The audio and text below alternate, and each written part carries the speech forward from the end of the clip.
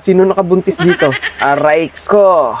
So dito guys, magpapalit tayo ng battery ng Mi 90 Pro na nabili ko lang dito sa online. So kung makikita nyo naman yung battery, halos lumobo na sa katagalan. Halos 3 years ko rin itong nagamit. So replacement battery nga lang pala to, and ako rin yung nagkabit dati. So matibay din siya, and nagamit ko rin siya sa pagiging delivery rider. Tapos ginagamit ko din siya sa paglalay. So ito nga pala yung bagong battery natin na BP40 ang model. So sa pagkakabit ng ating battery, kailangan mo siya ng blower. O kahit yung blower ng buhok, basta mainitan lang yung gilid ng ating cellphone para lumambot yung pandikit. So gumamit nga pala ako dito ng screwdriver na 1.5mm ang sukat. So kailangan din natin ng tweezer at pandikit para sa ating phone case. Madali lang to sa easy guys magpalit ng battery ng Mi 90 Pro. Pwede nyo akong sundan. So 12 screws lang naman ang tatanggalin mo dito bandang taas ng ating cellphone. So after natin matanggal yan yung pinaka-cover niya, tinanggal ko na rin yung cable para sa battery natin. So kapag bumili nga pala kayo ng BP40 na battery ng Mi 90 Pro, may kasama na siyang adhesive. Dati kasi nung una kong bili wala. So yun, ikabit na natin yung bago, then yung cable ng ating battery at nung ating LCD. So tinry kong i-charge, then lumabas naman yung battery indicator niya. Ang problema ko, hindi ko siya ma-power on. So para ma-power on natin yung ating cellphone, i-hold nyo yung volume sa taas, then isaksak natin yung charger. I-hold nyo lang na matagal, then may lalabas siya ng reboot. So kapag hindi siya gumana, ulit-ulitin nyo lang ng ilang beses. Nangyari din kasi sa akin. So kapag lumabas na yung reboot sa screen nyo, magre-restart na yan ng automatic, then pupunta na siya sa mismong menu ng ating cellphone. So ganun lang magpalit ng battery ng Mi 90 Pro. Sa mga naghahanap ng ganitong battery na BP40 para sa ating Mi 90 Pro, guys, ilalagay ko yung link sa basket.